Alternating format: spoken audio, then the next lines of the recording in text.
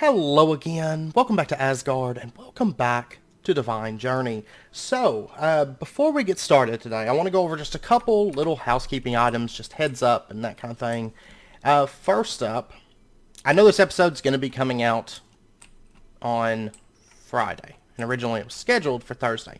We are going to be reaching a point in Divine Journey, not necessarily the next couple episodes, but on and off throughout the rest of the series probably. Today being one of those cases, though not as bad as some of the upcoming stuff. But we're going to reach a point here soon in Divine Journey where the schedule may be broken, changed, that kind of thing for the Divine Journey episodes, and that's just due to what we're about to enter. Okay, if you haven't taken a look at Divine Journey's endgame, I mean, it's pretty legit. It's pretty legit because we're going to be going into a point where we're going to be revisiting some things and doing some things. And the setups we're going to have to be setting up are large. They're going to be large farms and stuff like that. So it's going to take a lot of prep. This episode was no exception. It took a lot of prep time. Part of that was due to the fact that my mana pool, or my mana system over here, is really piddly. That's why today we're going to be revisiting mana. I was going to make another core, and then it was just like, that first one was so dreadful. Like, it was a long time. You know, I cut a lot of the time out, but it was a long time to get that one core made. And I mean, granted, if you craft up some Gaia Spreaders and put some lenses on them, these lenses aren't the best. I actually just pulled this spreader up because we're going to be changing this whole system up. But, you know, we could speed it up a little bit, but it was pretty bad. So today first thing we're going to be doing is revisiting mana. So I had to prep a lot of things, and we're going to be revisiting the blood magic alchemy stuff and just not really redoing it, but we're going to expand on it, okay? Because right now we just have like a few alchemy setups, and, you know, for a lot of those dedicated items, there's only like one alchemic chemistry set, and we're going to need to expand on that and add a bunch more, because, I mean, just prepping for this episode, it took a while. I mean, luckily, I'm working on a project, and we're going to cover that in just a second. We're going to talk about it. But I was able to kind of pass the time doing something else, and then I'd come back and say, okay, well, now I need to prep this. I had to kill the Gaia quite a few times. I was repairing my armor, but it takes a while. Let me actually pull off this for right now. But I had to kill the Gaia quite a few times because making Gaia Spreaders and making the spreaders themselves was somewhat not really involved. I had to make a bunch of shards, but so we're reaching a point where there's going to be a lot of prep. As you'll see today, I had to prep a lot of things. To the point I almost considered automating the Petal Apothecary, like, to that degree. But then I was like, well, it's going to take me longer. Because, I mean, I'm not really crafting that many flowers for Botania, like, after this, because mana will be fixed. Like, mana is going to be obsolete. We're not even going to touch mana production probably until the day comes a long time from now when we craft this thing. Then we'll revisit mana and say, okay, well, we're just going to stick down a creative mana pool and be done with it. But up until that point, mana is going to be fixed. What we're going to be setting up today solves all that. The second thing for housekeeping that I wanted to cover is the world download. And I know I had a comment about the world download. Last episode, I forgot to mention it, in truth, until it was brought up, because it didn't even register to me that it was episode 70. It was time for a world download, you know, because, like, I can't believe how fast time went through Witchery. So I forgot to address this, and I actually intended originally for this to be done in time for the world download and in time for everything. I intended for it to be done, and then I intended for it to be done at least by this episode. It's still not done, and it should be done hopefully over the course of the weekend. But I've been working, for the last couple weeks, I've been working on a little project off camera, just kind of as I get time, a little bit here, a little bit there kind of a thing. And I've been working on a project, and we're going to be using it very, very soon. It's mainly, you know, building. So, and if you recall, I mentioned that we were going to have like a dire crafting, like in-gamey area. Yeah, that's what I've been working on, but it's going to be for more than just the dire crafting tables. It's for a lot of our larger setups, because we are going to be moving into an era where we need big, laggy setups, okay? Like, these setups we're going to have to get massive. I know Minicio is one of those things, but also, like, the blood magic alchemy stuff, I don't know, I mean, just a lot of this in-game stuff we're going to have to get pretty legit about. Cobblestone to do the bedrockium But yeah, the bedrockium drum, I did have a comment about this recipe to make like the single one. It does come out to be a little bit cheaper on cobblestone. I mean, you use the blocks of diamond. Of course, diamond's not really an issue. Here soon, we will probably be setting up for that. But the cobblestone, the bedrockium production that we had going was really just kind of a passive thing and just let it build up. And then we're going to be changing it over. We're going to be doing a lot larger setup because, I mean, if you look at this recipe, I mean, that's a lot of bedrockium, even with that other recipe. So we're going to be revisiting cobblestone production, you know, for bedrockium and just different things like that. That's somewhere that we're moving into. So I'm working on an area for our in-game purposes, just a nice in-gaming area, and that's a lot of the reason I haven't done as much building in the overworld. I've actually been spending a lot of time over there, and we'll be doing a reveal for that in the next couple episodes. And that's when the world download's going to be, because I don't want to release the world download and oh, what do you know? There you go. It's a half-finished base. So we're gonna be checking that out soon, and then the world download's going to come out with that. So it's a couple episodes late. That's fine. You know, it'll be out soon, I promise. So, anyways, that's just a couple things that I wanted to cover, and I think there was some other things, but I think that's the main things that come to mind. So, okay. So, anyways, today the first thing that I want to do is just revisit mana. Now you'll notice I actually started setting this up and started recording, and then I wasn't happy with the layout, and I tore it all back down, and I was like, okay, I'm gonna redo this. But I do have some sparks augments on here. These are actually, if you recall, we did the dominant spark on this, and it really didn't do anything at the time, but I said we'd need it later. Now is later. And these are all dominant spark augments. And then over here we have dominant spark augment. And basically there's three different, well, technically there's 5 different states for sparks. There's like your standard spark, which can accept mana from lesser sparks. It'll pull mana from lesser sparks, and it will give mana to any spark that's crafting. So, for example, TerraSteel doesn't need the dominant spark. If these just have standard sparks, they're going to feed mana to that because it's requesting mana. And then they'll also just passively feed any mana to dominant sparks. Then you have dominant sparks, which pull mana from everything other than other dominant sparks. You have recessive sparks, which are like the weaklings of the sparks. And we're going to be using those today. And basically, they give their mana to anything, you know, normal sparks or dominant sparks. They're just going to passively try to give their mana to everything that they can. And then in addition, you have dispersive sparks, which feed mana to any like passing player that has like a mana pool or something like that. They're going to try to give their mana to players. And you have the, isolated spark, which basically doesn't connect to any other sparks. But we're mainly going to be using dominant, recessive, and standard sparks today. Okay. Now I have prepped a lot of things.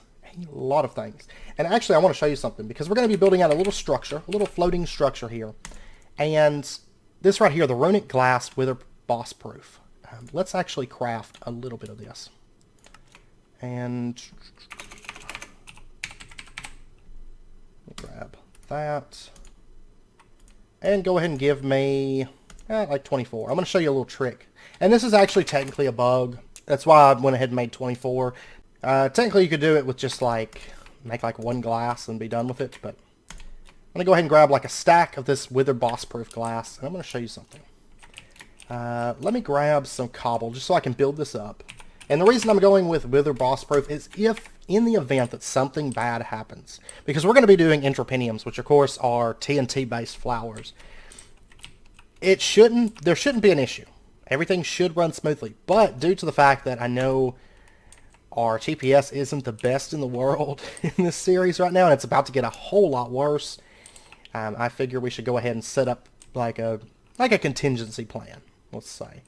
That is what we're doing right now. And I'm going to set this up like right in here. We're going to go 1, 2, 3, 4, 5, 6, 7, 8, maybe. And then we'll grab our builder's wand. Let's go 8, 16, 24, 32, and 40. And I'm going to show you something that is quite interesting. Let's grab some TNT. Okay, and I'm going to put this wither boss proof glass up. And let me get a piece of redstone or something. Not that. Let's do that. Okay, if I was to set this TNT here and I ignited it. Now watch this. It's going to destroy the redstone. I'm not worried about it. Look at that. It duplicates all the wither boss-proof glass that was in the blast radius. It duplicates it, and it's still there, and it's still, I mean, you can't step through it, and the TNT won't destroy it, but it does duplicate the glass, which is quite interesting, right? Like, it's definitely a bug, but, and it could be, if you want a lot of wither boss-proof glass without using compressed obsidian, you can exploit that, but I went ahead and crafted enough, so it doesn't really help us at all, but I did want to show you that, just to bring it to your attention. Okay, so we've got our glass down. Then what I'm going to do, let me pull this up. And let's go ahead, and we're just going to run redstone out like this. And we're going to run it back. So redstone goes right over our wither boss-proof glass. And then let's go ahead and get ourselves... Do I want to use these wither boss-proof stones? I was actually considering going into this, but you need wither essence, wither seeds. Yeah, I don't really... I mean, technically we could pull that off at this point, but I'm not, I don't know. I actually like this runic glass a lot, so let's go ahead and get ourselves the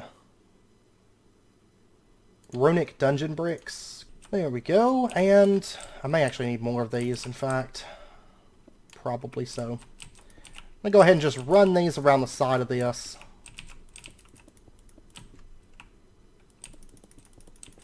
Oh yeah, we're definitely going to need more of these. I wonder if TNT affects these too. I don't know. I do not know. Okay. Tell you what, the obsidian infused might be enough. Because obsidian should be blast proof, right? Now that I think about it, let me try... and this might duplicate as well. I'm not trying to duplicate, but it might duplicate as well. Just kind of curious if I was to put down...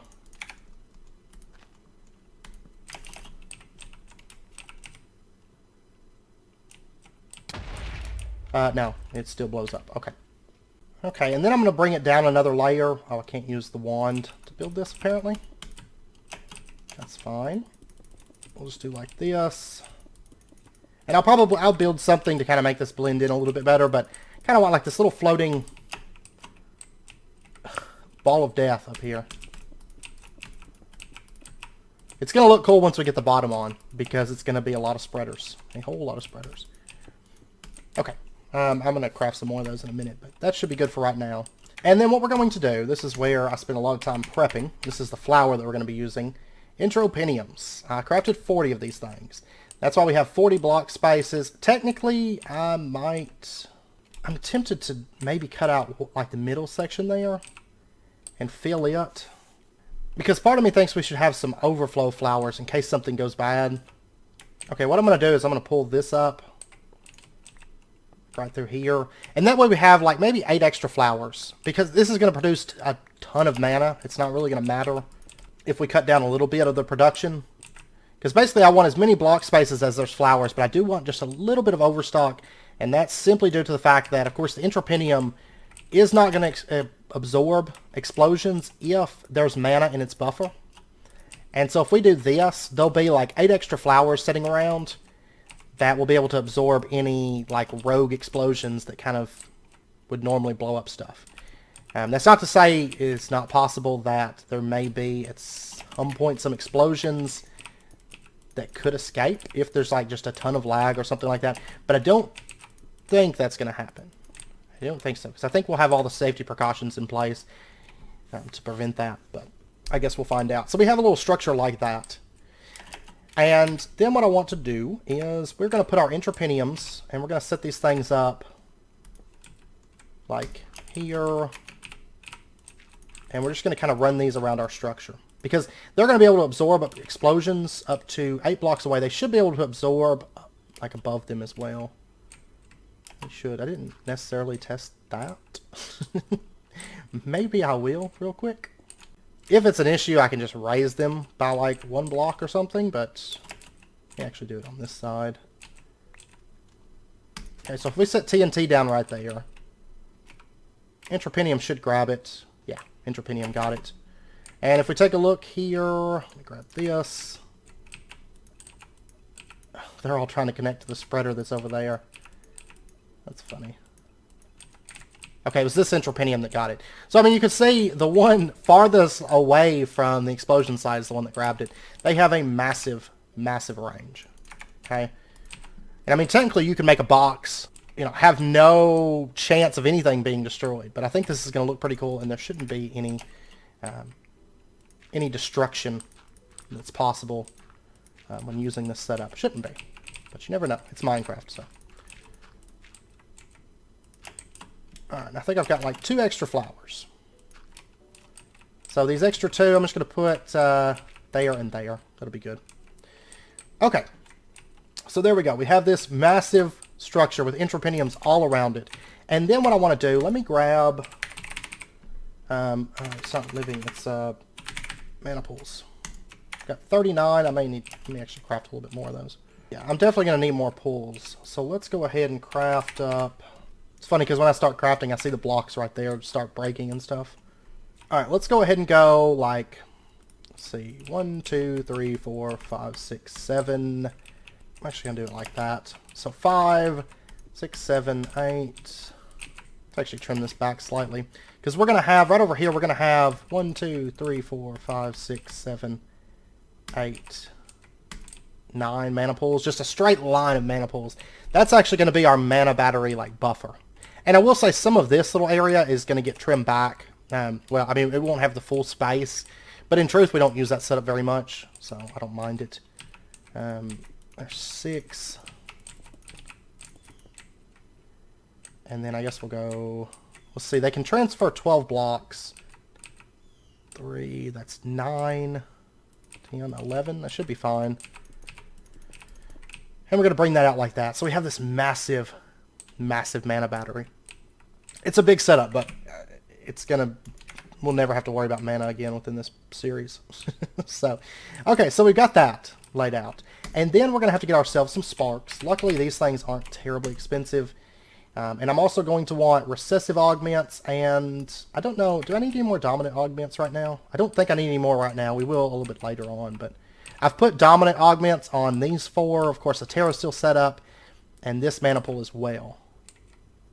So I think that's going to be okay. So anyways, what we're going to do, I was doing some thinking there. We're going to go and place sparks on all of these. And just load this thing down. And I will say there might be a little bit of lag whenever we first turn this thing on, and it's like transferring mana, because it's going to be transferring a lot of mana.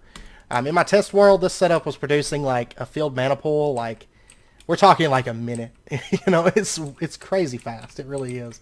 So then we're going to go 1, 2, 3, 4, 5, 6, 7, 8, 9, all the way across that.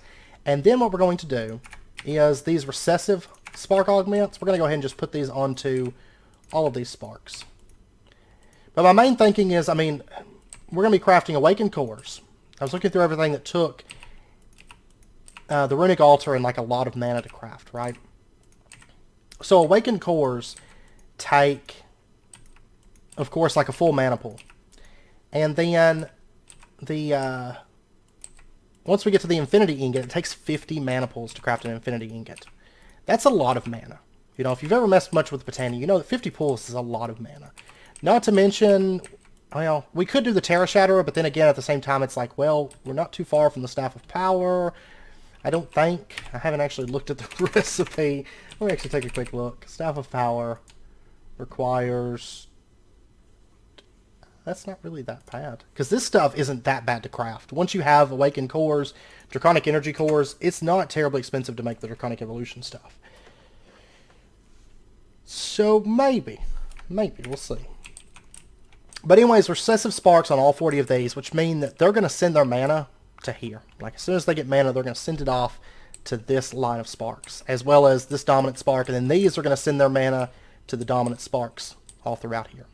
Okay, and then what we're going to do is let's set up our mana spreaders. Let me get these Gaia mana spreaders. Okay. This was fun. It was fun to craft this, because the main problem with crafting this, what slowed it down so bad, I mean, I had to fight the Gaia. That wasn't a big deal. This, not a big deal. This, projectile cores, not terrible, but they do take a little while to craft because of all the magic callus that has to go into them, which, of course, takes simple catalysts, and then, yeah, I think that was the main thing. It took a while. So, and then that, of course. But, yeah, it took a little while, but like I said, luckily, I could just go over there and work on that project that I'm working on, so it wasn't terrible. Alright, so what we're going to do is we're going to set up our spreaders, and I'm actually just going to bring these out, like, just kind of run these up underneath our entropyniums, I think. So it'll be really easy to bind up all of our entropyniums to the corresponding spreader, right? Because literally it's like right beneath it. I was playing around with a couple different setups. I didn't like the way they look, though. I like the way this one looks whenever it runs. Because I've got, in my test world, I've got some setups just sitting around. So, and then what we're going to do is we're going to bind our spreaders over and connect them each to a corresponding mana pool. And then maybe this one's going to come up here.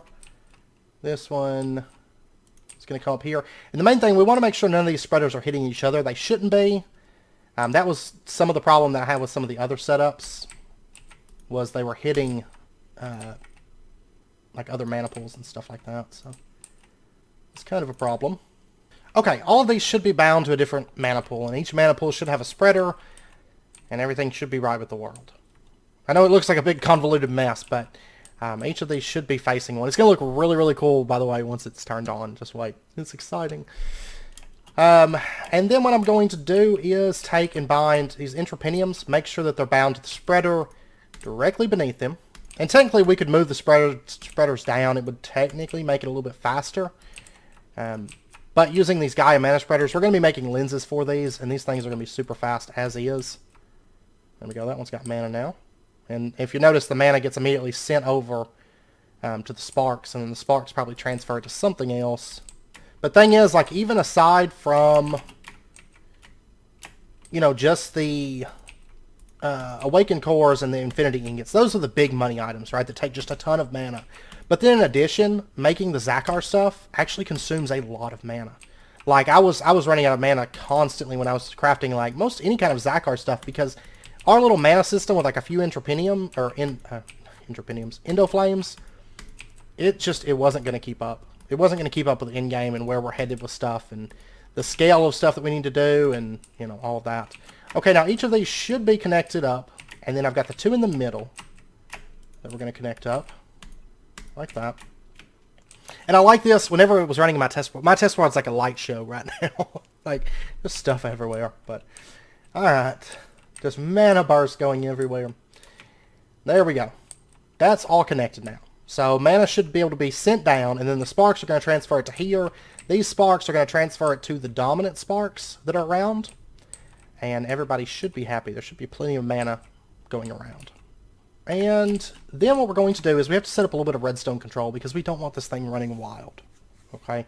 If these mana pools get filled, I want it to shut off. Right? I don't want it to keep filling mana until the endoflame or the entropyniums get backed up, and then just stuff starts exploding and wasting TNT. This thing's going to consume a lot of TNT. Like a whole lot of TNT.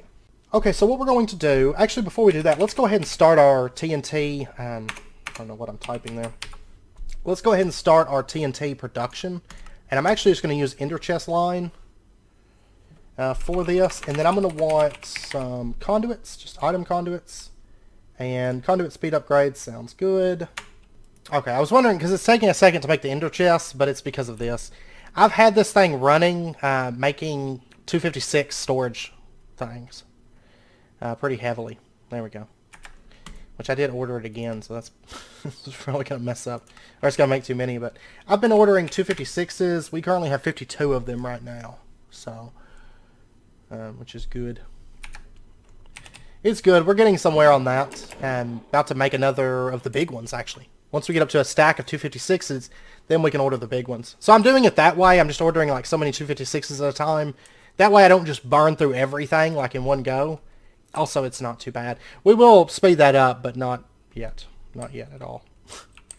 Okay, our ender chests. Let's go ahead and set these down. I'm going to dye these. And I'm thinking white, red, white.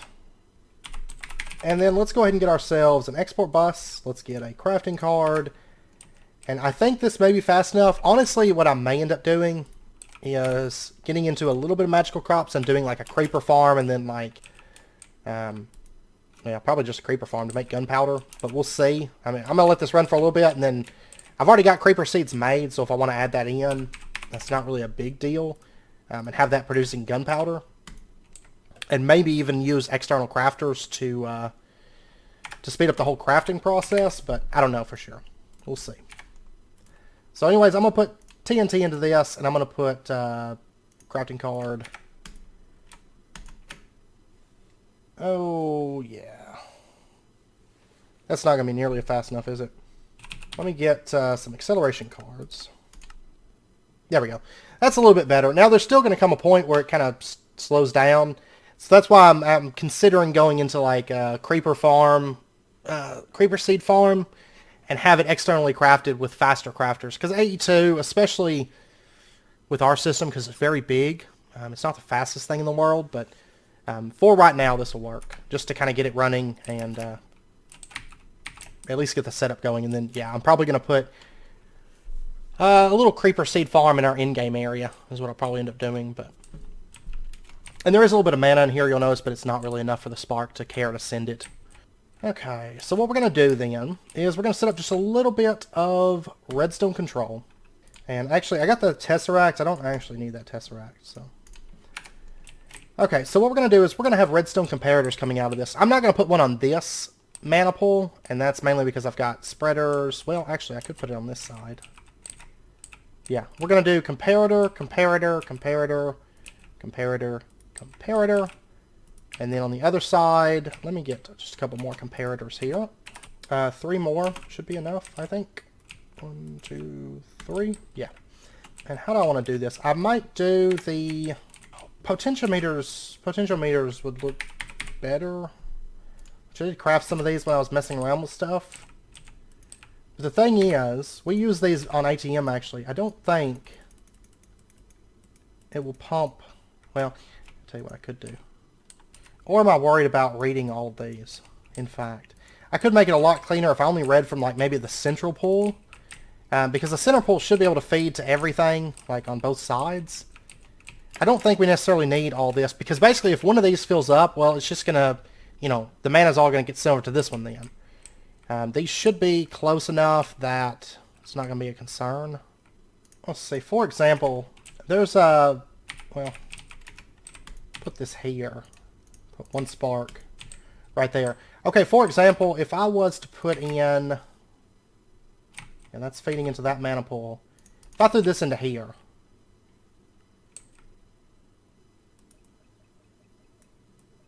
you'll notice, I mean, it's sending its mana, and it's going over to this pool. So even the farthest possible point can reach the farthest mana pool. So I don't actually think it's going to be too much of a concern if we just read from 1 mana pool. Because once that mana pool gets filled, it should be fine. Because if we set, like, say, not even necessarily the central mana pool. Like, if we put, like, this one. Okay? This one would be the one we read from. And I really don't think it's going to cause any problems for us. Definitely nothing too negative anyways.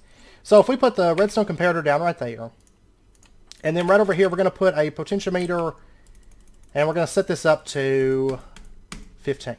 So the moment that it is completely filled, then it can activate the comparator. And then what we're going to do is, let's just grab ourselves just a piece of redstone dust, and we'll plug it into there. So you have to be filled now before you can emit a redstone signal. These other ones, if they get filled, that's fine, because as long as this one's not filled, all the sparks should be able to feed over to this mana pool. And then let me go ahead and just lay this out real quick. Or lay it back out. And then what we're going to do is we're going to put down wireless... let me get a wireless transmitter and receiver. And we're going to set our transmitter down like right here, and let's set it to frequency 600 is fine. And then let me get just a piece of redstone, and we're going to run that across like that. And so frequency 600, and then what we're going to do is we're going to come back here, and we're going to have this kind of out of sight. And we're going to set down ourselves, let's see, energy is right there. We're going to put down our receiver setting right here. And I said it was frequency 600, correct? Yes. So, for example, if we were to get ourselves a lever, Let me double check and make sure this is all working. And we send a redstone signal through here. There we go. We have a redstone signal coming out on this side. And then what we're going to do is we're going to have, probably should use insulated redstone conduit. We'll put that setting right there, connect that in, and then let me get a timer. And I want this timer from Project Red. And we're going to have this thing setting, I'll put it right here, okay? And I'm going to set this up to, you can actually do about 5 seconds. I'm going to set it to about 10 seconds. And that's because it's not really, we're not going to need 5 seconds worth of mana. I mean, that's where it's like a mana pool a minute. I mean, as it stands right now, let's say we went to craft an infinity ingot, we're going to have so many mana pools backed up. And we can easily speed it up when that time comes. But I think 10 seconds, just to be on the safe side, just to make sure we don't have any kind of accidents, is kind of my thinking. And then we're going to have that setting there, and then I want to get a builder, this right here, RF Tools builder that we've used before. We're going to set this guy down right here, and we're going to say keep running with redstone signal, and then let's go ahead and get ourselves just a couple energy conduits, and we're just going to run energy over to this, like that. So there we go, we got, that's filled up. And then I think, you'll notice the timer keeps like jittering. That's because our TPS on here is awesome. That's why I'm going to go ahead and set it to 10 seconds, just to make sure. And then if we were to set up our ender chest, well, I guess it's right here. I could just export to a chest. Whatever. Whatever, maybe we'll want TNT somewhere else too in the future. Who knows? Who knows? And let's see. Let me double check, make sure everything is good before we set this thing down. Well, I guess we haven't set the builder card yet, so never mind, that's fine. So the idea is once that mana pool that we're checking gets filled, then this wireless receiver is going to send out a redstone signal, stop the timer. So the timer is going to stop activating the builder, which will stop everything. And that'll be once this mana pool gets filled, and that'll be once, you know, they send enough mana over here to fill this mana pool. And we can read on a full signal, on a full pool, because we have all of this as buffer. That's why I don't think we should have any issues, but we'll see. This will be my first time setting it up in this world. So hopefully nothing goes bad. If something goes bad, I mean, I guess, yeah, we'll see. And I think that's everything that I want to do. I think so. So then let's get ourselves, we need a, card. And let's go mark our builder. And then let's go ahead and we're going to say, like basically all that area up there, we're going to say from here over to here. You can build those. And then let's set it to solid box. And I think that's everything that we want. So then if I put the card in there, let's hurry over here. We should say, here in just a moment, there we go. TNT just went down. It's actually not filling the entire thing. I could use a repeater. But there we go. You'll notice that these start activating. 10 seconds might be a little bit too slow. I could set a repeater, or I could say it's like 5 seconds. So that it activates a little bit more at a time. This is actually a very safe setup, though. Just in case something happened, things lagged up. It's only setting it down about half the full TNT that's possible. I might set it to, instead, like maybe 5 seconds. Or let's go with like 6 seconds. I think 7 seconds was what I was running in my, oh, you know what, I almost forgot. Whoa, whoa, whoa, whoa, whoa, whoa, whoa, whoa, whoa. Wait a second here. Let me stop this. I almost forgot, like, something actually rather important here. Put that there. Okay. I mean, it still should be able to keep up, but I almost forgot the lenses, which are kind of important. They're going to speed the whole process up. Cannot believe I almost forgot about that. Alright, so what we're going to do is... Oh, I forgot to show you something. I'm going to show you something in here. That was one of the housekeeping items that I actually forgot. If we open this up, a Garden of Peace, I went ahead and completed this out. Because all we had left was craft like hydrangeas, which gives us 2 water buckets. Keiki Muras gives us celebratory lens. Munchdew gives us boar lens. Thermalily uses flash lens, or gives us flash lens. Spectrolus gives us flare lens. Dandelion gives us a warp lens. Because I was crafting up flowers, and I was like, you know what? Let's go ahead and just knock this tab out, just so we'd have that out of the way. So that's another tab that's done. So I just wanted to bring that up really, really quick. When I was looking at the lenses, it was like, oh yeah, forgot about that. Okay, so what I'm going to order is, I want to order, we have 40 spreaders. Go ahead and send me 40 potency lenses.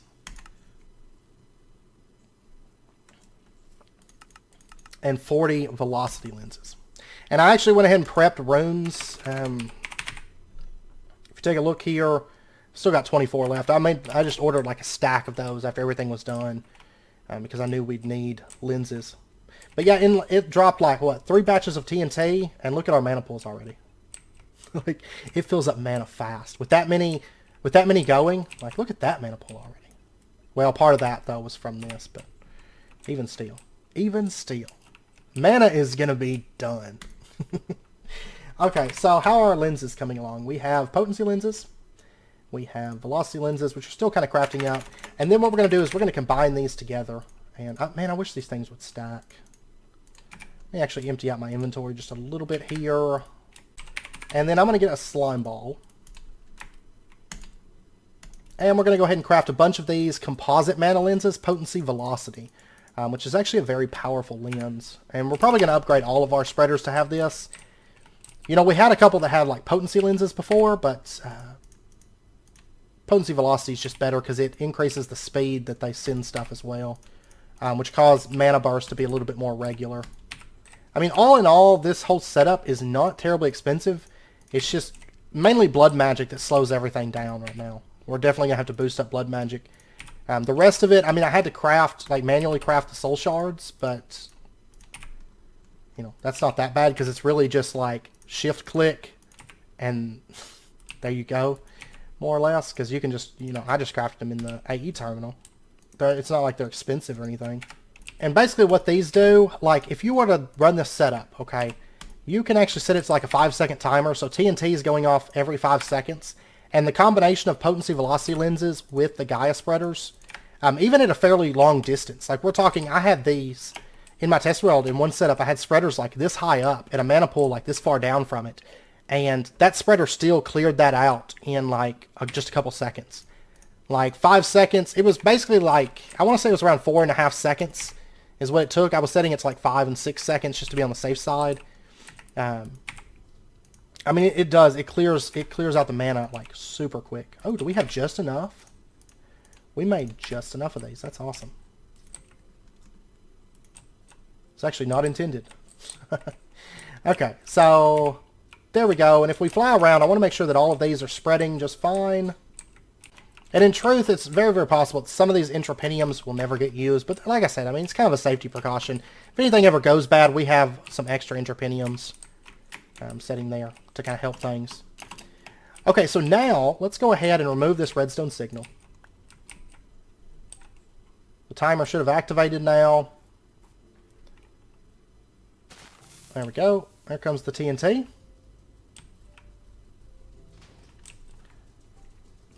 And there we go. It's spreading. It is indeed spreading. It's actually really beautiful. Like, then if we come over here, you can actually see the mana pools going up. Like at a fairly decent rate. And I guess technically we could... You know what we could do? Instead of having it like this, necessarily, we could actually set the builder... Wow, look at the mana pools. I don't even think we need it. I was going to say we could set the builder, instead of having it keep running on redstone signal, we could have it set to, like, do a single run and stop. And it's going to do that every time it gets a redstone pulse. It would really be about the same outcome regardless, since we have it on a timer system.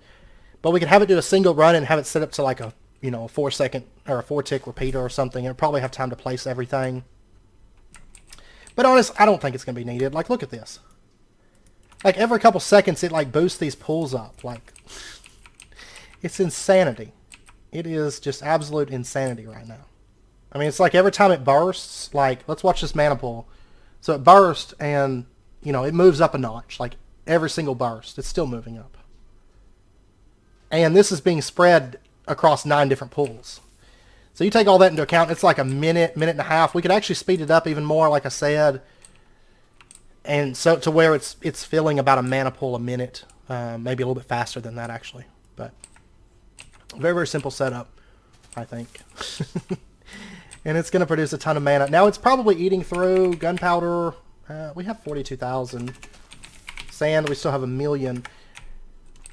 How is our ender chest doing? Is it keeping up well, or yeah, it's staying filled. So there's that. I keep wanting to like make this faster, but I just don't think we need to. I'd rather have, I think, the safety precaution. Yeah, all these are about a fourth of the way filled right now. And if you notice, I mean, the spreaders all stop running by the time the next blast goes off. Like, that's how fast it is. And it's really only running like half capacity right now. So technically we could... Let's try something. Let's set it down to like 4 seconds. Just because we can. Because then it's going to kind of just alternate. Well, I don't even think 4 seconds. It's so fast for these spreaders to clear this out. It really is. Considering it's not even setting down all the TNT that we have it available to set down.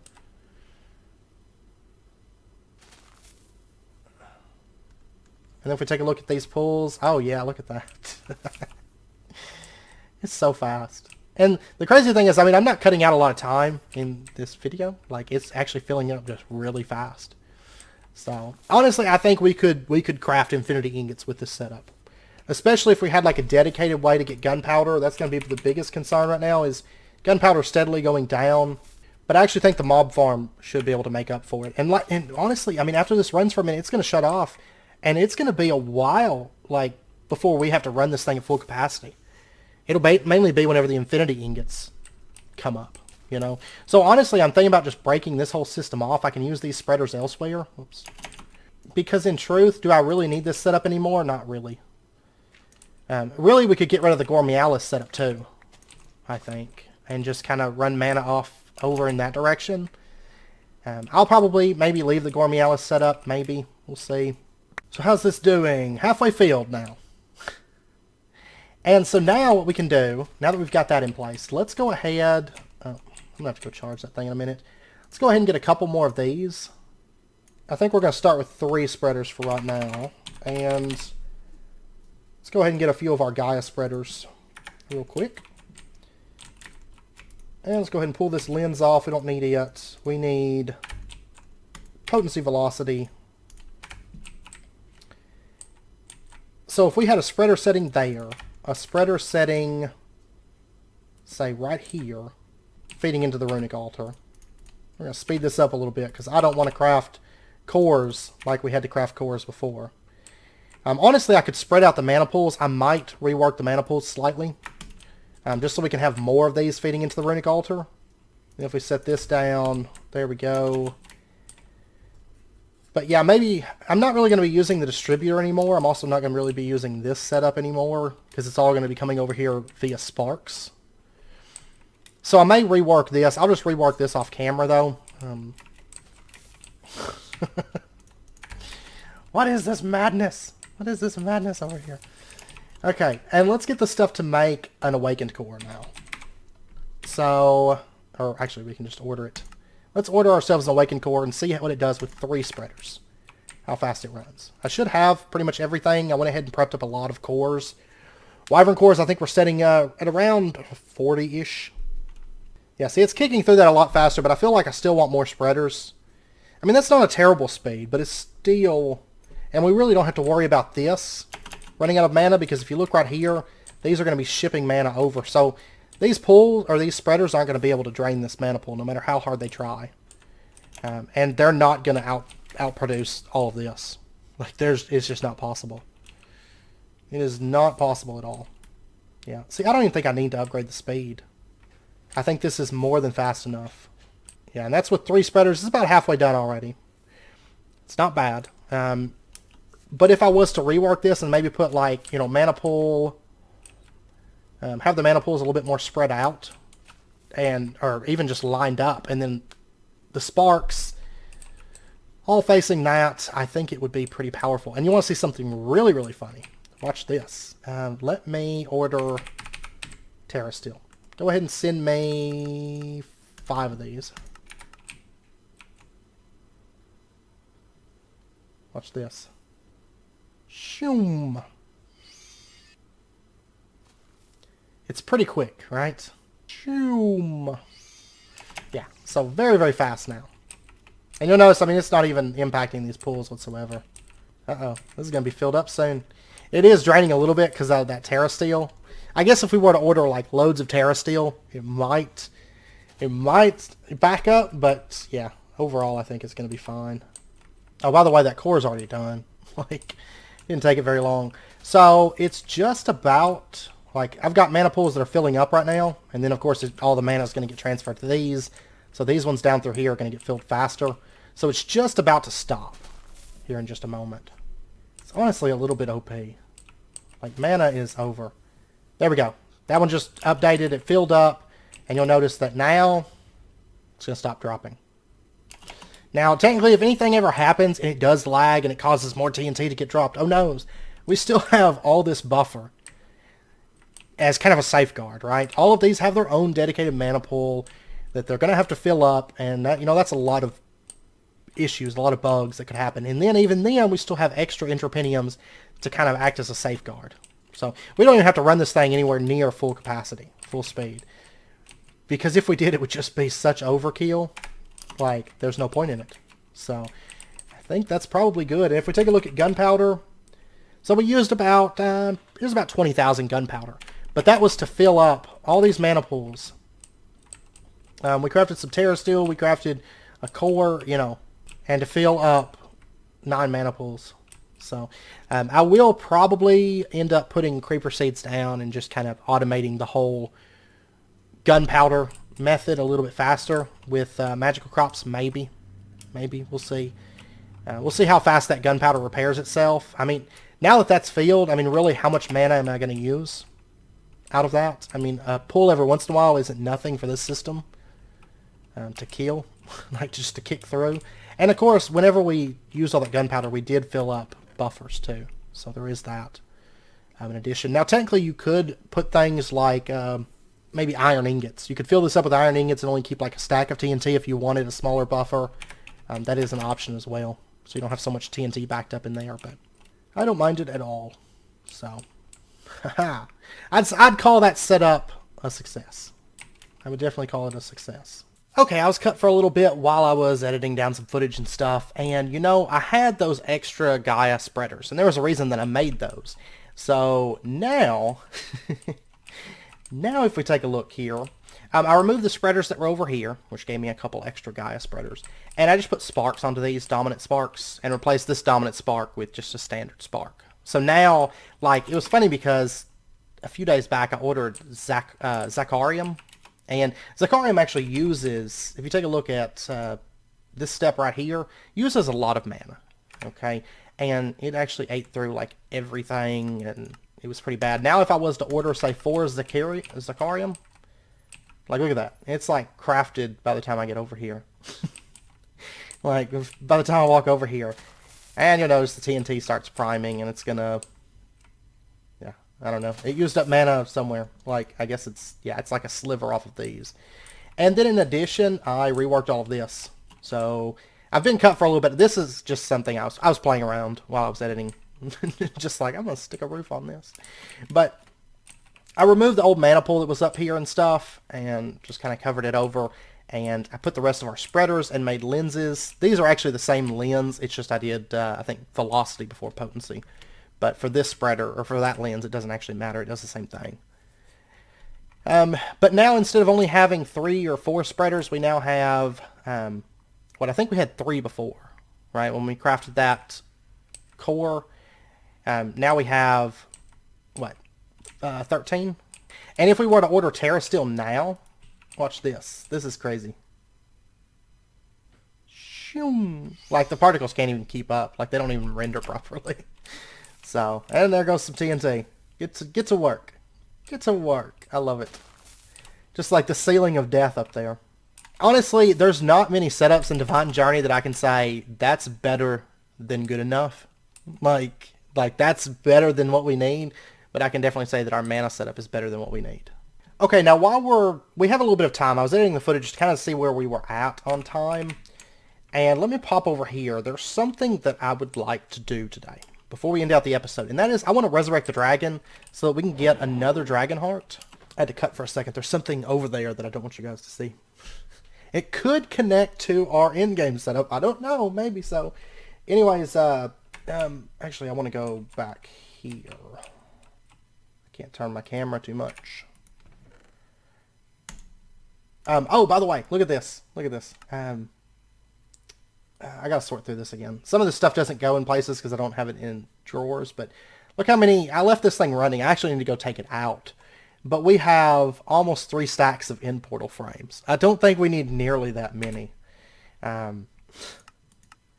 really don't, because it's for making the Eldritch portal, creative portal placer, and I don't even think we use that for anything, do we?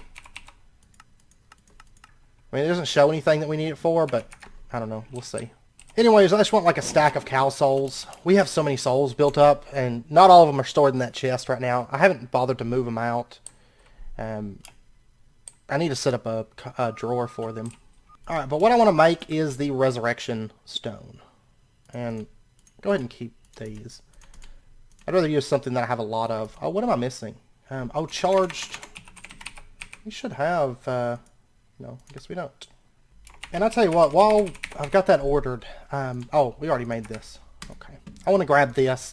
And let's scroll down to the resurrection stone. Oh, wait. We need to, I actually hate the UI for this one. I like the one in 1.10 so much more. Ritual of Draconic Resurrection. So we're going to need 4 glowstone, 4 obsidian, 4 diamond, 4 charged draconium blocks, and 12 quartz pillars. Okay, and here is our resurrection stone. Dun, dun, dun.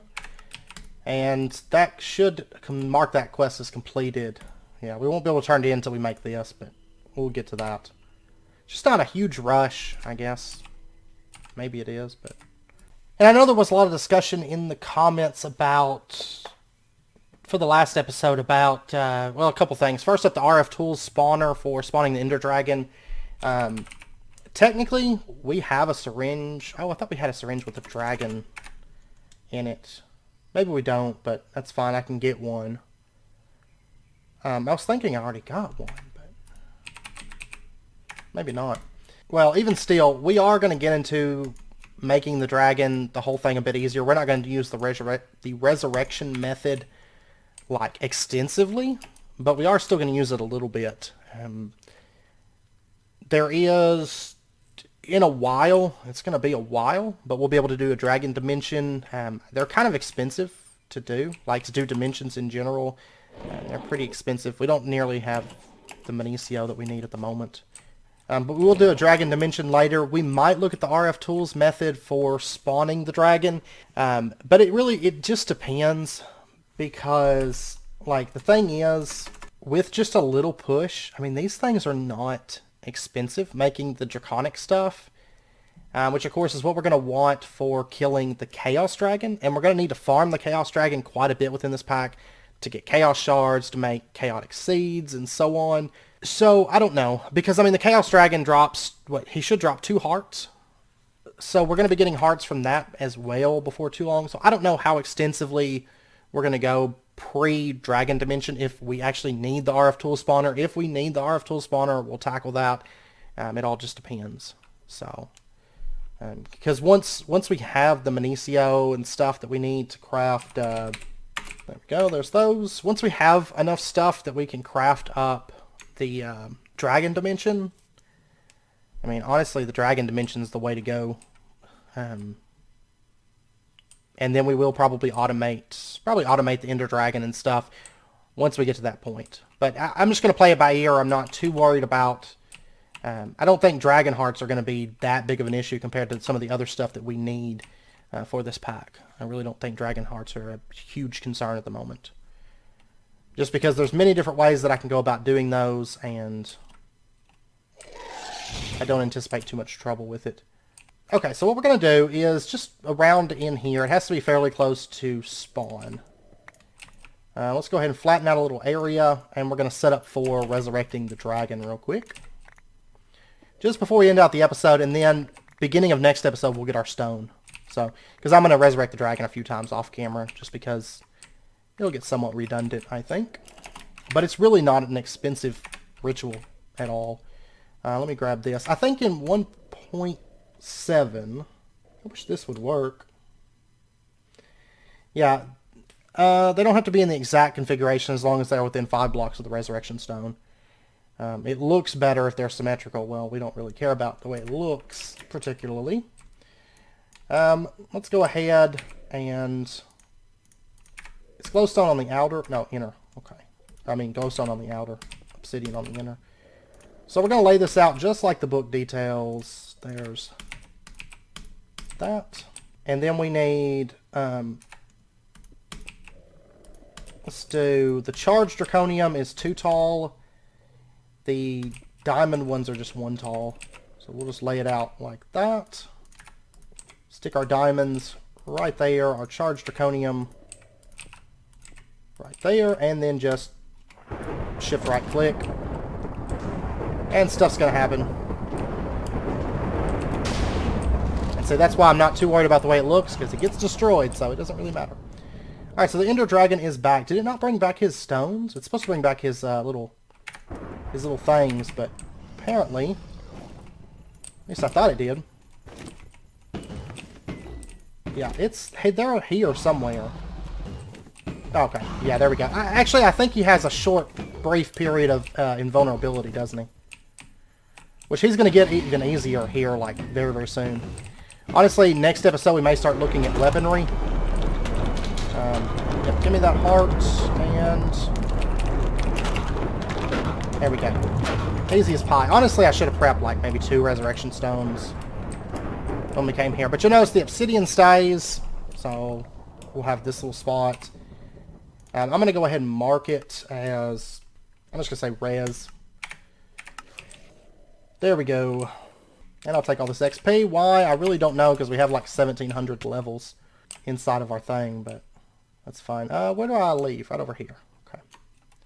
And you'll notice we get a new dragon egg, so I'm just going to click that. It's going to go over to here. Did I not have any torch with me at all? Well, actually, now that I think about it, if I put a seed, there we go. Seed will work. So... There we go, we got ourselves another dragon egg. And I'm just going to head back home real quick. Okay, I ordered 4 more charged draconium. And then we're going to need cores. Let me grab... Yeah, see, we've still got 34 wyvern cores. And then we're going to want our creeper trophy. I don't know what the difference between these are, but... Maybe those other ones have been placed, and that one, I don't know. But anyways, we'll just set this down real quick. Pow, pow, pow. Put down our creeper trophy. Like I said, we'll automate this before too long, but right now, not a whole lot of point in it. And bear in mind, this thing does, like, suck up, like, everything. Like, say you tried to pull up that dandelion. Anyways, and also bear in mind, every time you resurrect the Ender Dragon, he gets a little bit harder. But honestly, you saw how quick the Golden Fury just tore him apart. So... I don't think it's a huge concern. Let me back off. Yeah, we still got... I do have this set up. Yeah, it knows how to do that. Okay, so there we go. There's some more awakened draconium. I just want to see how fast... I know it's about wrapping up point, but I wanted to see how fast the crafting those cores are now that we have, 13 spreaders, all with lenses, and plenty of mana to utilize that. There we go. It's dropping the items in. And here we go. It's about to be a monster. And I moved that comparator over just to kind of clean up the setup a little bit. Okay, it still works good. I want to make sure. Look how much faster that is. Like, it's kicking through that core. I might even add more spreaders just to make it even faster, especially once we get to the infinity ingot. That 50 pulls, it's going to take a little while. But once we hit the infinity ingot, I won't even care to, like... I'll probably just sit there and watch it for, like, 50 pulls. I'll be so excited, but... Anyways, I mean, it's killing that mana consumption. It's killing that. And there we go. There's our first core done. I still need to fix that living rock. I haven't really worried about it because living rock is so automated and so easy, but I don't know. I might do something with it, but... And there we go. It's crafting the second one. And this is blasting TNT. There we go. You'll notice, like, by the time the next round of TNT goes, like, it's just... The spreaders are, like, already emptying. So, just beautiful. It's a beautiful thing. Okay, let's pop over here real quick. And actually, really, really quick, let's stop by here and mark a couple things off of here. So, craft a wyvern core, that's done. Explore the end, search for ender comets. Yeah, we'll do that later. Upgrade your blood. Oh yeah, I forgot we can upgrade our blood altar to tier 6. We'll probably look at that next episode. Wyvern armor, wyvern tools, make an upgrade modifier. Draconic energy core, we're going to be doing that once we revisit power, which will be in the new building. Originally I was thinking about putting a power building, you know, in between all those like other islands, but then I decided, well, maybe we'll cut down on world lag a little bit and do it elsewhere. So, automatically kill mobs with a wyvern sword to obtain mob souls. Alternatively, enchant your sword with Reaper, get the enchantment off the sword, and put it on spikes. That's long since done. That was actually like episode 10. We were already doing souls, so, or something. It was a long time ago, but craft a resurrection stone, resurrect the ender dragon, defeat the ender dragon multiple times and obtain its heart. Convert 4 charged draconium blocks and awaken draconium. Craft all this stuff. Yeah, and then we're coming up on the chaos dragon. Find a way to automatically resummon and kill the ender dragon to collect its heart and fully automate the creation of awakened draconium with that. Use tons of draconic bows and autonomous activators. We're going to be doing that very, very soon, but we're not going to be doing the resurrection ritual. We're going to be doing either the ender dragon dimension or the RF tools spawner, one or the other. So, okay. So I think that's everything I want to mark off of there. Next episode, we are going to be... we're probably going to fully automate death, I think. But I think the first thing we're going to do is we're going to take care of our Minicio production. We may do that in the new base. I'm going to try to get between this episode and next, finish up what I'm working on as far as that stuff goes. I actually have enough to craft 2 more of these, I think. I don't think I can craft... Yeah. I'll order 2 more of those. But anyways, we can go ahead and lay this out. So we're only 4 short, and I got 2 more being crafted. So 1 more kill of the ender dragon, and we'll get our stone done. So I'm going to kill the ender dragon probably a couple times between episodes. Maybe 3 or 4 times. I mean, he's not that difficult at the moment. So I'm going to kill him a couple times and get the last of those cores ordered. It's really not a big deal to even order them during the episode anymore because it's so fast. And there we go. Haha. I love it. But yeah, next episode we'll take care of the stone. We're going to set up some automatic Minicio compression stuff, which Xavian brought up in the Discord, something I didn't know before he brought it up. There's something really, really neat. We'll go over it next episode regarding the RF Tools Crafter. So we'll go over that. We're going to set up some compression, some automatic compression stuff. And then after that, we will probably automate death, because I want to start making the wyvern stuff, which does require like Death's Hood, Death's Robe, Witch Hunter Trousers, that's actually super easy to do. We're going to go ahead and probably automate death real quick. It's super simple and it's really easy to add on to that. And then we'll probably start crafting some of our wyvern stuff. Then look at upgrading to awakened or draconic stuff. And then we'll maybe start adding upgrades and stuff, and then adding enchantments, and then we'll be geared out pretty well until we get to a long time from now. I think really the only thing we would move to from then is like the infinity stuff, which is a ways off.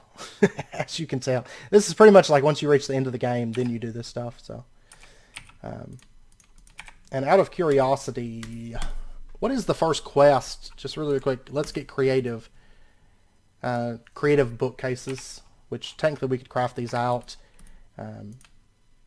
I think that's the first really kind of expensive thing, because it takes a couple of those, but we'll be boosting that. Originally I was planning on doing RF Tools Dimensions. I may actually do Magical Crops, in fact, and that's simply due to the fact that Dimensions, I didn't really realize at the time how far away they are. I mean, they're still a little ways off, but I don't know, because we're about to boost up Minicio production, like way above what we currently have. So, and the setup's going to be slightly different, but that's actually really cheap. We could knock that out like right now if we wanted to, but dry creative sponges. But anyways, we'll see. We shall see. So we'll start looking at that stuff pretty soon, and yeah, and hopefully we'll check out our new base next episode. We'll see. Like I said, I'm going to try to get that done, but I do want to maybe put out a video. It'll probably be Sunday, since this video should be coming out on Friday. We'll probably do another video on Sunday, just to make up for the fact that there was one, the video was pushed back. I would still like to get, at least this week, get the 3 videos needed out, because there's not a whole lot that has to go into prepping for next episode. It's mainly just killing the Ender Dragon. But I am going to spend a lot of time over there trying to wrap up that building. So it may not be next episode, which means there may not be the world upload for next episode, but it will be as soon as we finish that base and do the tour of it. So I just don't want to release it before then and you guys come across it, because yeah, it's big. It's pretty big. So, but we'll be putting a lot of big setups in there. So anyways, I hope you guys enjoyed the episode. If you guys have any questions or anything, do let me know and I'll do my best to get those answered for you. I love this. I love it. It's going to be a beautiful thumbnail. So anyways, I hope to see you guys next time. But if you guys enjoyed the video, as always, be sure to hit that like button and go ahead and subscribe if you're not already to stay up to date with when new videos come out. And I hope to see you guys next time. So until then, as always, do take care. Stay safe. I'll see you guys then.